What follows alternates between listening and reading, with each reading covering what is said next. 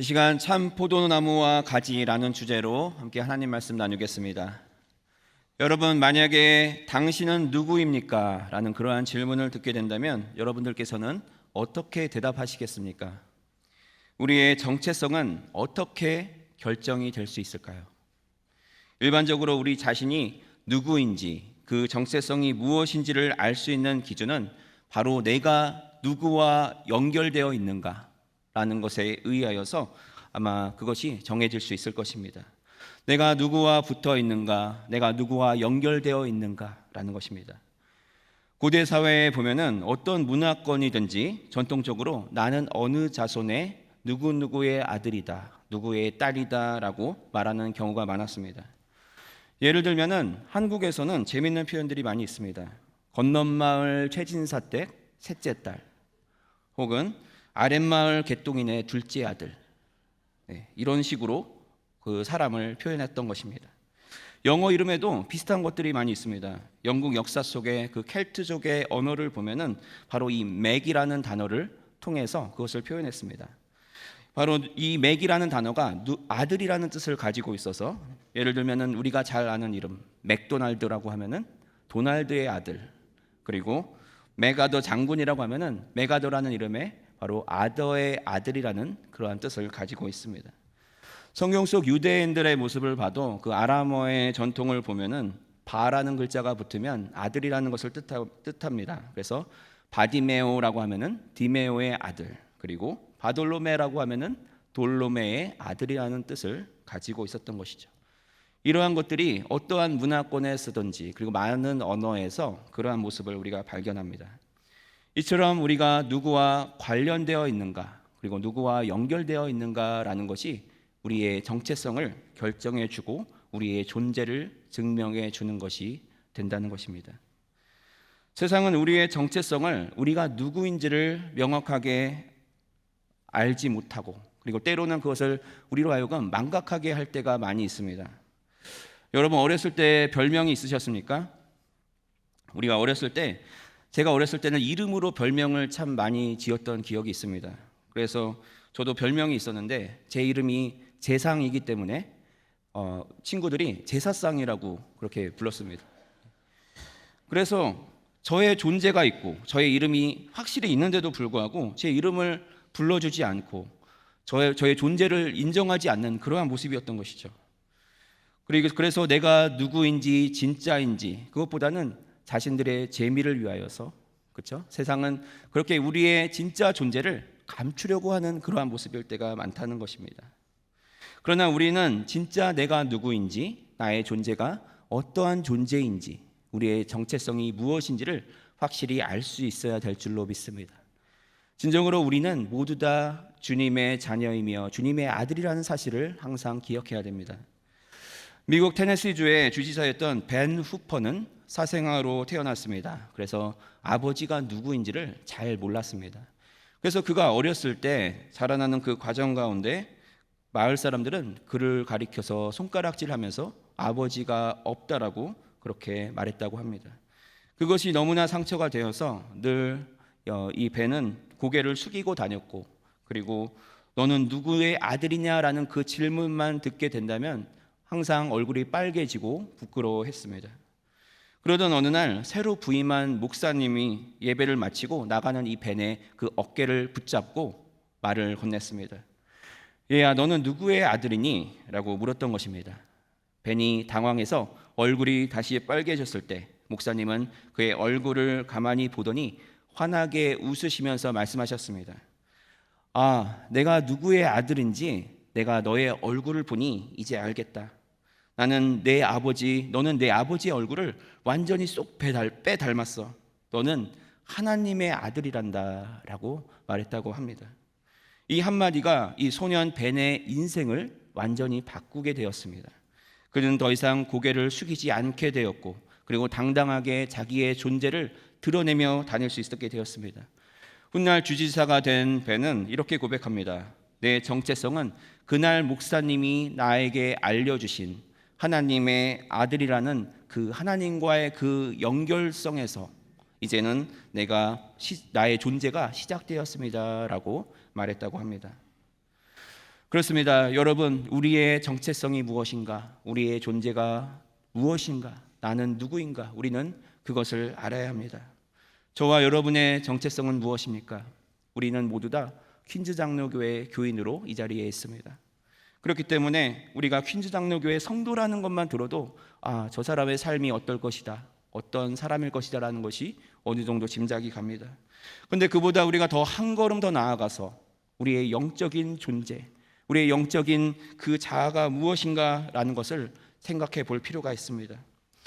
사랑하는 성도 여러분, 우리는 모두 다 하나님의 자녀이며 주님의 백성이라는 사실을 우리는 항상 기억해야 될 줄로 믿습니다. 오늘 본문에서 주님께서는 제자들에게 너무나 중요한 이야기를 마지막에 전해주고 계십니다. 바로 주님과 그리고 제자들의 그 관계가 어떠한 관계인지, 그들의 그 영적인 관계가 어떠한 관계인지를 말씀해 주고자 하십니다. 이 제자들에게 그들의 정체성이 무엇인지, 그들이 어떠한 존재이며 주님과 어떤 관계를 맺고 있는지를 말씀해 주고자 하신 것입니다. 주님께서는 말씀하셨습니다. 나는 참 포도나무이고 너희는 가지이다 라고 말씀하신 것입니다.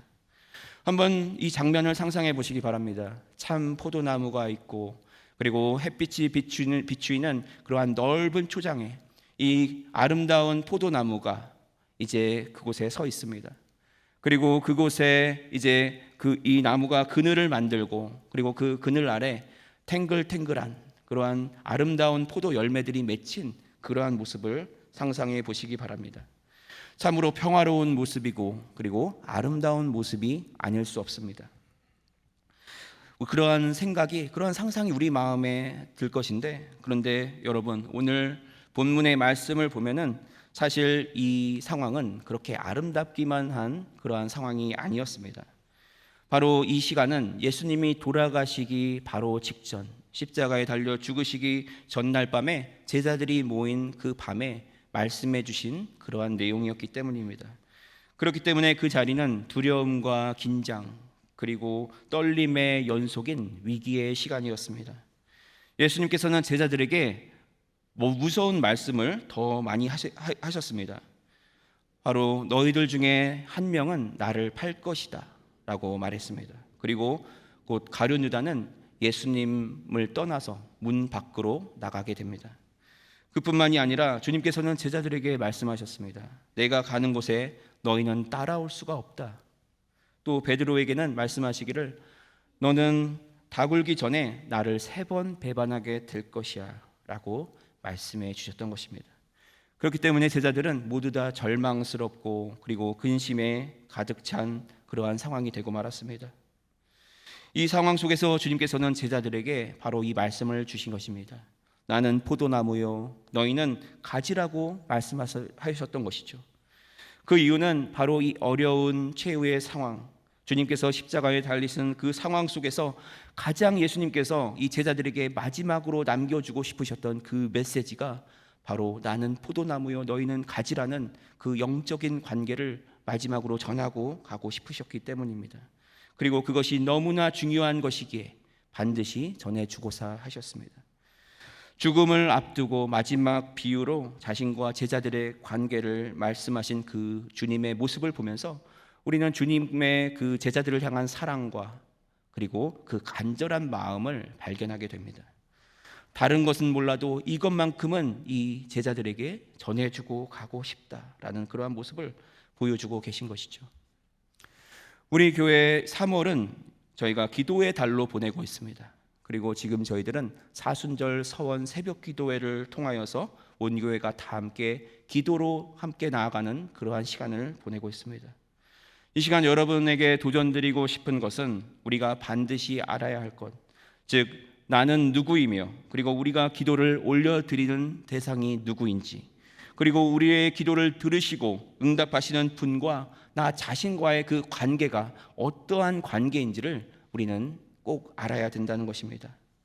우리의 기도가 어떻게 응답받는 것인가, 그리고 주님 앞에 우리가 어떻게 나아갈 것인가. 오늘 본문에서 주님께서는 그 모든 해답을 세상의 환난을 마주해야만 했던 제자들, 그리고 오늘날 이 시대를 살고 있는 2000년 뒤에 우리에게도 그 말씀을 전해주고 계십니다. 과연 그 말씀은 어떠한 말씀이었는가, 그리고 주님은 어떠한 분이셨는가 함께 살펴보겠습니다. 첫째로 주님께서는 나는 참 포도나무이다 라고 말씀하십니다. 예수님은 나는 누구이다 라는 그러한 말씀을 비유를 통해서 성경에서 총 7번에 걸쳐서 말씀하셨습니다. 그리고 가장 마지막 비유를 주신 것, 주님께서 돌아가시기 직전에 마지막 주신 자기 자신에 대한 그 비유의 말씀은 바로 오늘 말씀인 나는 참 포도나무이다 라고 말씀하셨던 것이죠. 1절에 이렇게 말씀합니다. 나는 참 포도나무요 내 아버지는 농부라. 여기서 주님께서는 자신은 참 포도나무이고 그리고 아버지는 농부라고 말씀하십니다. 왜 하필 포도나무였을까? 당시 유대인들에게 있어서 이 포도나무라는 것은 곧 그들의 정체성을 말하는 것이었습니다. 시편 80편 8절로 9절에 보면 주께서 한 포도나무를 애굽에서 가져다가 민족들을 쫓아내시고 그것을 심으셨나이다. 주께서 그 앞서 가꾸셨으므로 그 뿌리가 깊이 박혀서 땅에 가득하며 라고 말씀합니다. 즉 애굽에서 이제 포도나무 한 그루를 가져다가 가나안 땅에 가져다 그것을 다시 심었다라고 말씀하고 있습니다. 그렇기 때문에 포도나무가 상징하는 것은 무엇인가? 바로 하나님의 백성들, 그리고 하나님이 선택하신 백성 이스라엘 그 자체를 말하고 있는 것입니다. 그래서 심지어 예루살렘 성전의 그 문에도 금으로 만든 포도나무의 거대한 포도나무의 그 장식을 그려 넣었던 것입니다. 그렇기 때문에 그들은 바로 자신들이 이 하나님의 포도나무라는 그러한 자긍심을 가지고 있었던 것이죠. 포도나무는 무엇을 상징합니까? 바로 하나님께서 농부가 되어진다고 했는데 하나님께서 직접 키우시는 나무, 하나님의 백성이자 하나님의 나라로 세워나가시는 그 이스라엘을 의미하고 있습니다. 예수님뿐만이 아니라 구약 시대에도 걸쳐서 이스라엘의 역사 속에서 그 이스라엘의 그 모습을 바라볼 때 하나님께서 포도나무로 세우신 그러한 백성들과 나라를 말하고 그리고 장차 하나님께서 세우실 그 완전한 하나님 나라가 완성되는 것, 그것은 마침내 이 포도나무가 열매를 맺고 장성하여서 이제 하나님의 나라가 세워지는 것을 뜻하고 있습니다. 바로 하나님의 그 모든 언약의 성취와 이루심이 바로 이 포도나무, 그 이스라엘이 하나님의 나라가 됨에 있었다라는 것이죠. 그런데 특이한 점은 바로 이 포도나무가 그냥 포도나무가 아니라 참 포도나무라고 말씀을 하고 있습니다. 여기서 참이라는 이 단어는 아주 중요한 의미를 가지고 있고 그리고 충격적인 선포를 담고 있습니다. 우리가 마트에 가서 포도를 산다고 하면은 여러 가지 품종과 종류에 따라서 달라고 할 수 있을 것입니다. 예를 들면 한국 포도를 달라고 하거나 거봉이나 그리고 샤인 머스켓 같은 여러 가지 품종들을 우리가 구할 수 있겠지만, 그러나 참포도를 달라고 하는 말은 없다는 것을 우리는 잘 압니다. 그렇기 때문에 포도면 포도지 참포도가 무엇인가? 우리가 영어로 보면은 참포도라는 것을 가리켜서 true vine이라고 말하고 있습니다. 말 그대로 진짜 포도를 말하는 것입니다. 그렇다면 진짜 포도가 있다면은 가짜 포도도 있다는 것인가? 네. 성경에 보면은 이 가짜 포도에 대해서도 말씀을 해주고 있습니다. 이사야서 5장 2절에 보면 땅을 파서 돌을 제하고 극산품 포도나무를 심었도다. 그 중에 망대를 세웠고 또 그 안에 술틀을 팠도다. 좋은 포도로 맺기를 바랐더니 들포도를 맺었도다 라고 말씀하고 있는 것입니다. 하나님께서 세우시기를 원하셨던 그 참 포도나무, 그러나 그 포도나무를 위하여서 하나님께서는 극상품의 포도를 심으셨고 그리고 여러 가지 정성과 그리고 노력을 쏟으셨지만, 그러나 하나님의 마음을 아프게 하는 그러한 열매가 맺혔다는 것입니다. 그것은 바로 들포도 열매가 맺혔다. 그것은 가짜 포도를 말합니다. 겉모양은 포도와 비슷한 모양이지만 막상 먹으려고 하면은 악취가 나고 그리고 쓴맛이기 때문에 차마 먹을 수 없는, 껍질도 두껍기 때문에 먹기가 힘든 그러한 포도를 말합니다. 하나님이 기대하셨던 정의와 그리고 공의 대신에 그들의 모습은 부패와 탐욕 그리고 영적 음란이라는 악취나는 들포도를 맺고 말았던 것이죠. 결국 옛 이스라엘이라는 이 포도나무는 하나님 앞에서 철저하게 실패하고 말았습니다. 그리고 이 실패의 역사 속에서 예수님은 다시금 이 땅에 오셔서 선포를 하고 계십니다. 이제 내가 새로운 참 포도나무다라는 것을 말씀해 주셨던 것이죠.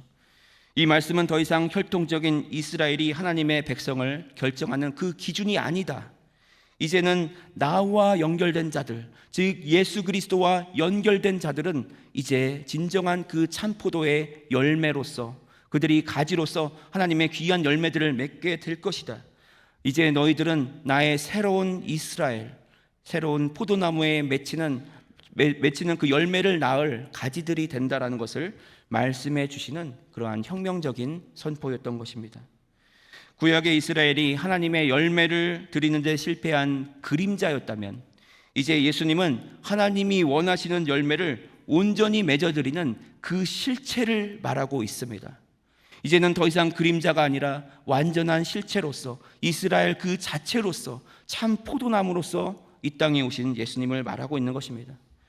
원어에서 참이라는 단어는 모조품이 아닌 진짜를 말합니다.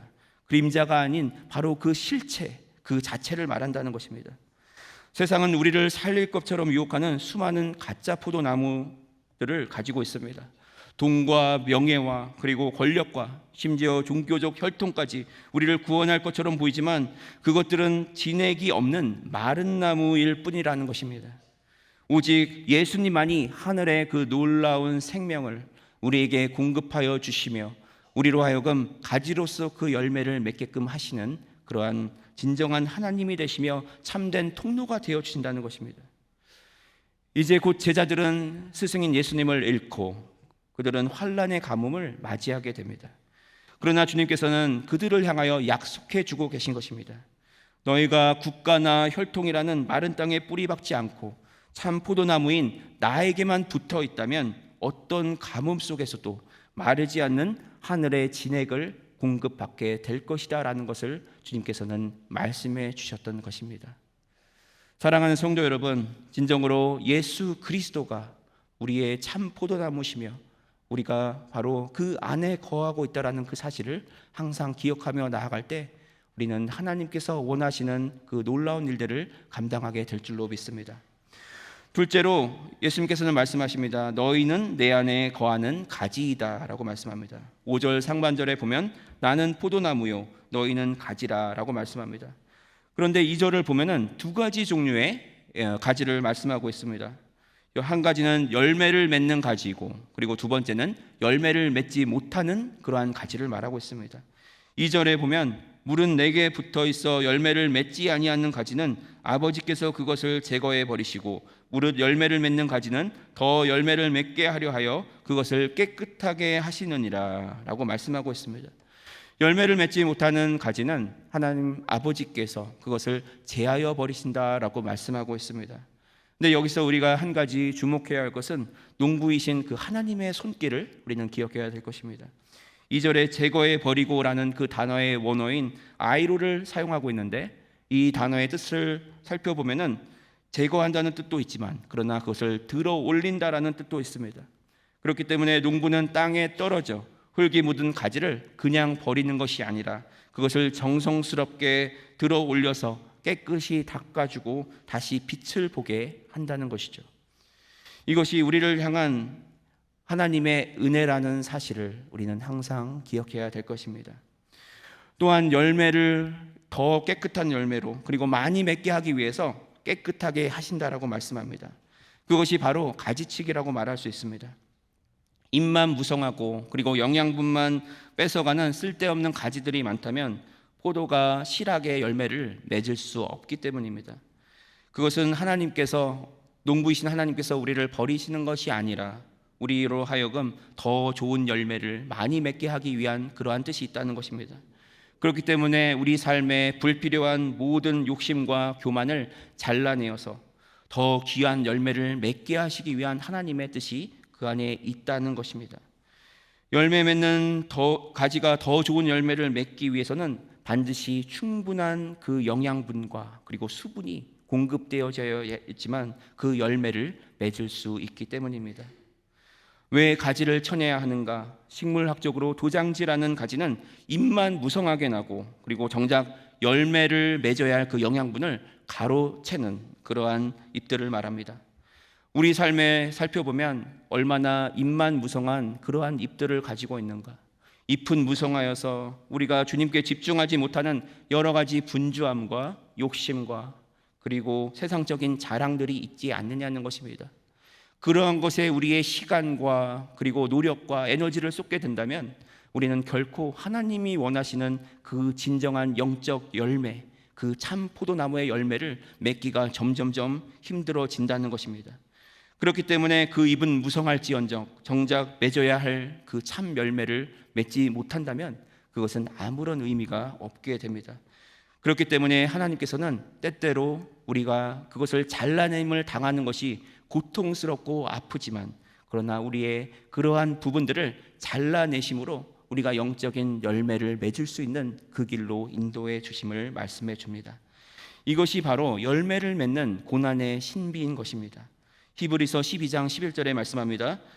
무릇 징계가 당시에는 즐거워 보이지 않고 슬퍼 보이나 후에 그로 말미암아 연단받은 자들은 의와 평강의 열매를 맺느니라라고 말씀하고 있는 것입니다. 가지치기를 한 이유, 그 이후에 그 다음은 열매 맺는 가지를 더 깨끗하게 하신다라고 또한 말씀합니다. 그렇다면 우리를 무엇으로 깨끗하게 하시는가? 3절 말씀을 보겠습니다. 너희는 내가 일러준 말로 이미 깨끗하여졌으니. 깨끗한 가지는 어떻게 깨끗하여지는가? 바로 주님의 말씀으로 그것이 깨끗하여진다라는 것을 말씀합니다. 우리의 영혼의 찌꺼기가 씻겨나가는 것, 우리가 사순절 기간 동안에 기도하는 시간을 보내고 있는데 우리가 기도할 때마다 의지할 것은 바로 말씀을 의지해서 기도할 때마다 우리의 더러운 것들이 또한 우리의 악한 것들이 우리의 죄악들이 다 씻겨나가게 될 줄로 믿습니다. 말씀이 우리를 닦아낼 때 비로소 주님의 생명의 진액이 이제는 우리를 통과하여서 그 통로가 죄로 막히고 그리고 그것이 더러워진다면 우리 뿌리로부터 올라오는 그 모든 영양과 수분이 제대로 가지까지 올라오지 못하기 때문에 그것이 막혀있기 때문에 열매를 맺지 못하게 되지만 그러나 그 모든 것들이 하나님의 손으로 깨끗하게 하시며 말씀으로 우리의 그 더러운 오물들이 다 씻겨나가게 될 때 마침내 그 모든 것들이 우리라는 가지를 통과하여서 참된 열매, 그 영적인 귀한 열매를 풍성하게 맺을 수 있게 된다라는 것입니다. 그렇기 때문에 예수님께서는 내가 일러준 말로 너희는 이미 깨끗하게 되었다라고 말씀하셨습니다. 말씀이 어떻게 우리를 깨끗하게 하여 주는가? 말씀은 거울과 같이 우리의 자신의 모습을, 우리 영혼을 비추어 주므로 우리의 죄악된 모습들을 다 드러내어 줌으로써 우리가 그것을 회개할 수 있는 그러한 근거를 보여주게 됩니다. 그래서 그 말씀에 비추어 본 대로 우리가 이제는 그것을 씻어내면 된다는 것입니다. 에베소서 5장 26절에 말씀합니다. 이는 곧 물로 씻어 말씀으로 깨끗하게 하사 거룩하게 하시고 라고 말씀하고 있음을 우리는 기억해야 될 것입니다. 성도 여러분, 우리가 진정으로 말씀으로 깨끗함을 받고 그리고 하나님의 손길로 관리받을 수 있는 이유가 무엇이겠습니까? 바로 우리가 포도나무에 젖붙임을 입은 그러한 은혜 가운데 있기 때문입니다. 로마서 11장 17절에 또한 가지 얼마가 꺾이었는데 돌 감람나무인 내가 그들 중에 젖붙임이 되어 참 감람나무 뿌리의 진액을 함께 받은 자가 되었은즉. 사도 바울은 우리가 돌 감람나무였지만 그러나 하나님의 은혜로 참 감람나무에 젖붙임 바 되어서 우리가 이방인이고 죄인이었기 때문에 그리스도와 연합할 수 없는, 하나님과 만날 수 없는 그러한 존재였지만 그러나 그리스도의 은혜로 말미암아 우리가 참 감람나무에 젖붙임이 되어서 이제는 그 모든 영향을 공급받아 귀한 그 감람나무의 열매를 맺게 된다는 것을 말씀해 주었던 것입니다.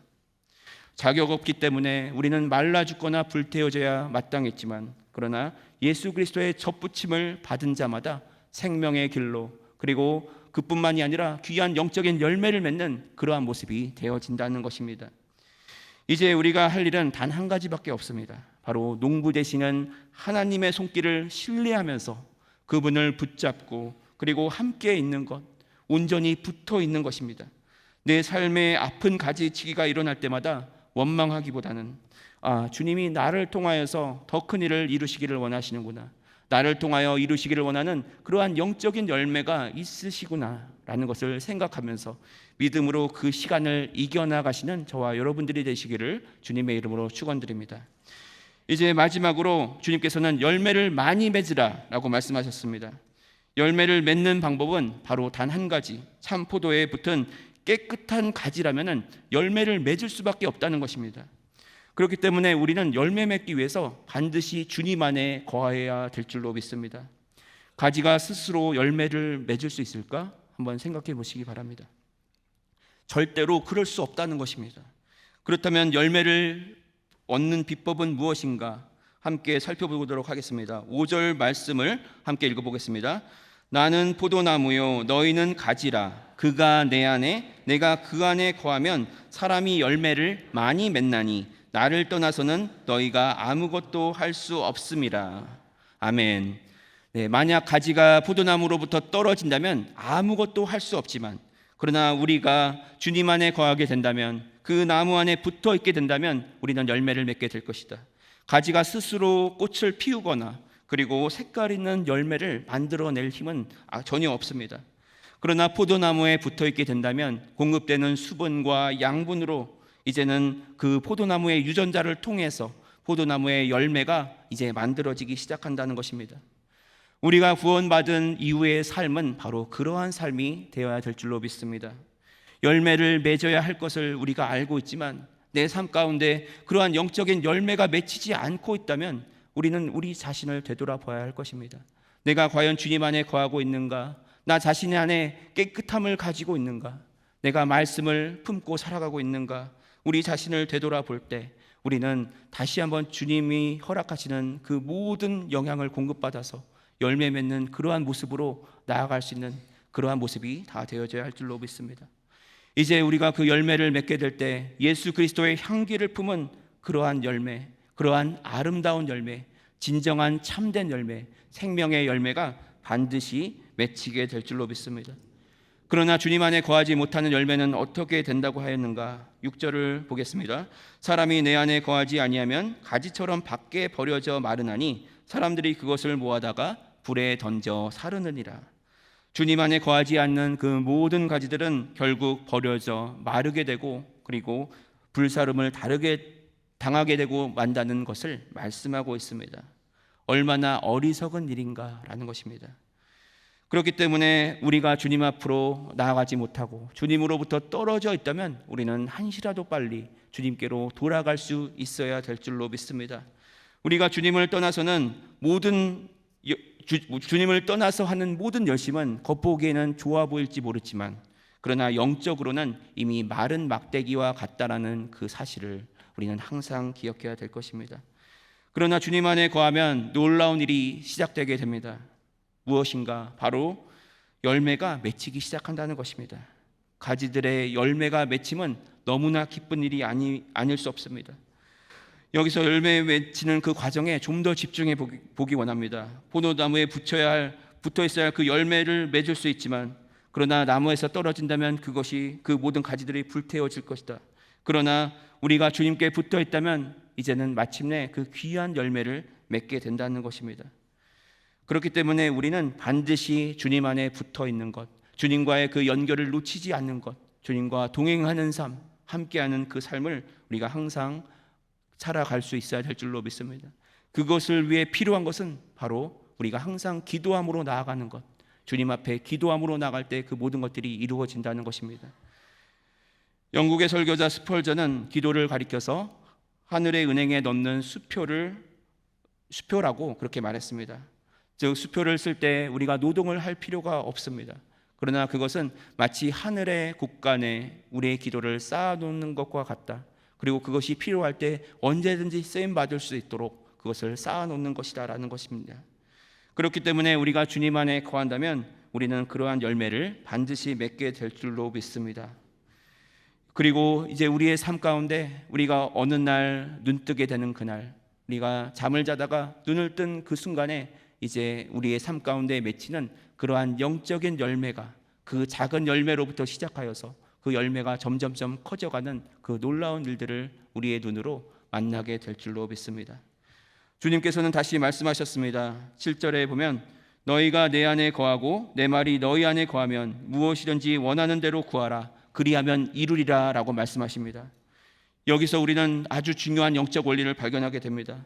바로 기도하면서 우리가 응답받는 비결, 그것은 바로 우리가 구하는 것마다 다 응답받을 수 있는 그 한 가지 조건이 있다면 바로 주님께서 우리 안에 거하는 것, 그리고 우리 안에 하나님의 말씀이 임하게 될 때 우리가 무엇이든지 구한다 할지라도 주님께서는 그것들을 다 응답해 주신다라고 약속해 주신 것입니다. 그렇기 때문에 우리는 더욱더 주님 안에 거해야 됩니다. 그리고 또한 우리에게 말씀하신 것은 바로 우리 안에 주님의 말씀이 있으라고 말씀하십니다.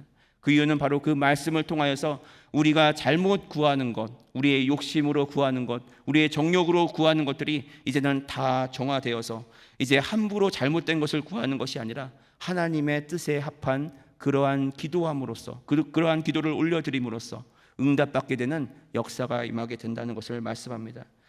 그렇기 때문에 여러분 이제는 더욱더 확신을 가지고 기도하며 나아가시기를 바랍니다. 사도 요한은 요한 1서에서 이렇게 다시 말합니다. 요한 1서 5장 14절로 15절을 함께 읽어보겠습니다. 그를 향하여 우리가 가진 바 담대함이 이것이니 그의 뜻대로 무엇을 구하면 들으심이라. 우리가 무엇이든지 구하는 바를 들으시는 줄을 안즉 우리가 그에게 구한 그것을 얻은 줄을 또한 아느니라. 아멘. 우리의 뜻이 아닌 주님의 뜻대로 구하는 모든 그 기도의 제목들마다 주님 안에서 반드시 열매로 응답받게 되는 역사가 임하게 될 줄로 믿습니다. 그 열매는 성령의 열매요, 예수 그리스도를 증거하는 열매이며 생명을 얻는 귀한 열매가 된다는 그 사실을 우리는 항상 기억해야 됩니다. 그렇기 때문에 이번 사순절 기간 동안 더욱더 주님 앞에 거하며 주님 안에 거하며 주의 말씀으로 충만하여서 올려드릴 수 있는 그러한 기도를 드리시는 그러한 시간으로 보내보시기 바랍니다. 우리의 삶 가운데 기도로 역사하시는 하나님을 만나는 그러한 축복이 우리 가운데 반드시 임하게 될 줄로 믿습니다.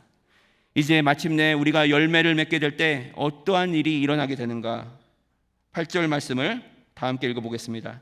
너희가 열매를 많이 맺으면 내 아버지께서 영광을 받으실 것이요 너희는 내 제자가 되리라. 아멘.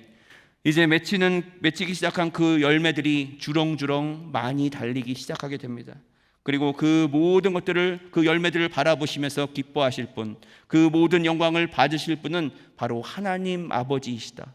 농부로서 그 포도나무를 갖고 오신 그 하나님께서 그 자녀들이 맺는 그 열매를 바라보시면서 기뻐하시고 그리고 영광 받으시는 그 놀라운 일이 일어나게 될 것이다.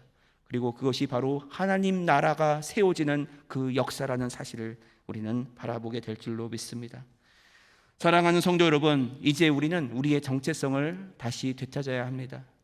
내가 주님 안에 거하고 그리고 주의 말씀이 우리 안에 거하면 그 모든 것들을 이루신다 하신 그 말씀을 기억하여서 우리가 주님 안에 늘 함께하는 동행하는 그러한 삶을 살아가는 것, 그 관계를 놓치지 않는 것, 우리의 존재가 바로 참 포도나무이신 예수 그리스도의 가지로서 우리가 서 있다라는 그 사실을 믿음으로 나아가게 될 때 이제는 우리가 올려드리는 그 모든 기도의 제목마다 우리가 구하는 그 모든 것마다 주님께서 응답하여 주시고 역사하여 주시는 그 놀라운 축복을 반드시 누리게 될 줄로 믿습니다. 그와 같은 축복을 누리시는 저와 여러분들이 다 되어지시기를 주님의 이름으로 축원드립니다.